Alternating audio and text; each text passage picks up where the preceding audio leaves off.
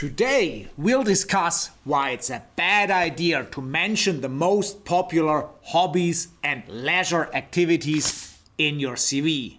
You will also learn what you better mention. I'm Gabriel Goldbrain, and if you need to get your CV and your skills in shape to become a management consultant, visit my website gabrielgoldbrain.com. I will now give you my thoughts on some of the most popular hobbies according to a survey conducted by Statista. Let's talk about cooking and baking. For a woman, I think it's okay to mention this as a hobby, but usually a cooking guy is not perceived as a leader unless he's into something very specific. Maybe he's a champion in barbecuing. A national champion, for instance. I mean, that would be something worthwhile mentioning, but just casual cooking, that's not a hobby for a leader. So, guys, don't put it on your CV. Next one, reading. Wow, is that all you can? Reading, it's a very passive hobby. And everyone expects that you're able to read. And no one cares that you read novels. So, don't mention it because it's adding no value to your CV. And it just tells everyone you probably have nothing else that you can show. Pets. They're sweet, definitely. But pets are nothing for a CV. Unless you maybe breed a certain kind of dogs and you win prizes and win competitions. That's where you show ambition and passion.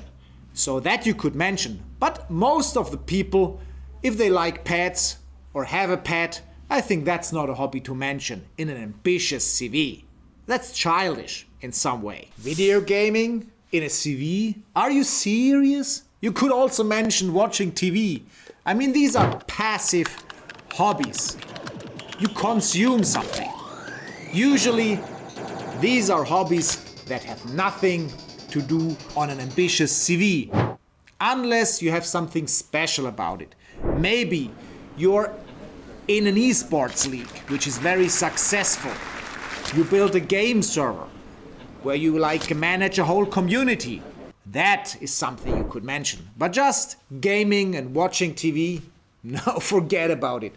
That's something for losers. It's not for the ambitious individual building a strong CV. Outdoor activities? What does Goldbrain think about that? Depends. If you're into marathons, that's a great thing to mention. If you're just hanging out at a lake, that's nothing to mention, for sure. So, it could be also something like hiking in the mountains, climbing mountains, which are really hobbies where you need a certain skill. It at least shows that you're active, and I think these are hobbies which you can mention on an ambitious CV. Just make sure that they're not passive, that they're active hobbies, where you have to think about things, organize things, and where you need to build certain skills over time. Next thing, traveling. It's not a bad hobby, but nothing particular these days. So you can mention it because every manager has to travel a lot, so it may give you some credits for an international mindset, but it won't overly benefit your CV. But at least it won't harm. But nevertheless, be prepared that someone asks you, "Oh, I see, traveling is your hobby. What great journeys did you do?" And if the best thing that you can say is, "Okay, I spent the summer vacation at a lake in the US and maybe at the seaside in Mexico." Come on! That's everything? That's your big passion about traveling? You gotta make sure if you put traveling there, put some nice story behind it, because people may be curious and ask you. To impress with your travel experiences, rather mention adventurous trips that you did. So, talk about your backpacking tour to India. Talk about what went wrong.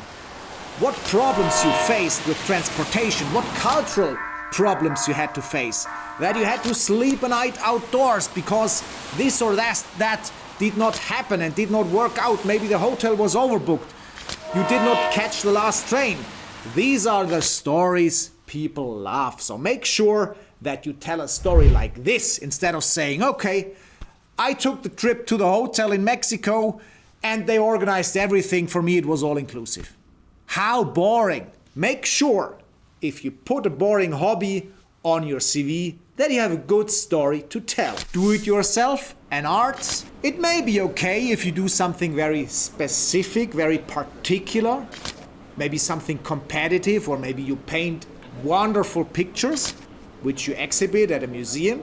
I mean, that can be something for a CV, but make sure that it's just something which you can tell a story about. People want to be impressed by hobbies you have. In general, only mention things that really make you stand out, that not everyone next door is doing. Because if you're ambitious, you should also express this in your CV and tell people why you're different and what you're doing differently. Socializing.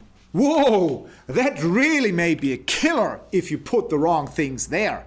Do you really want to tell your new boss that you like hanging out in sports bars, watching baseball games, drinking alcohol? Come on. Same with girls. Do you want to tell your new boss you like to drink alcohol in bars and hang out in the VIP zone? Come on, that's nothing for an ambitious CV. Things that you may mention in the socializing area is that you may organize an event which takes place every year in your local community. Or you may organize a sports event which is being attended by a local community. I mean, these are things which show leadership traits and which you could well mention in a CV because they're special. Not everyone does that. But come on, hanging out in a sports bar or a club, you're kidding me. Another hobby to avoid is gardening. It's a rather passive and anti-social hobby which you do alone, so it's not really something you would expect a leader to do. It rather puts up some questions. Why is he into gardening? And be pretty sure everyone who sees that from a serious manager in his CV would ask, why are you gardening? What is behind that?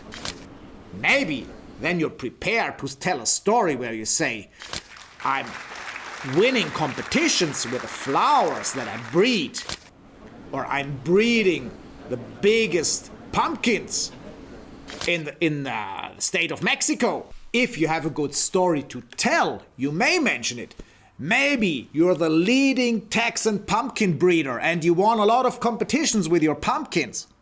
Maybe you could mention it.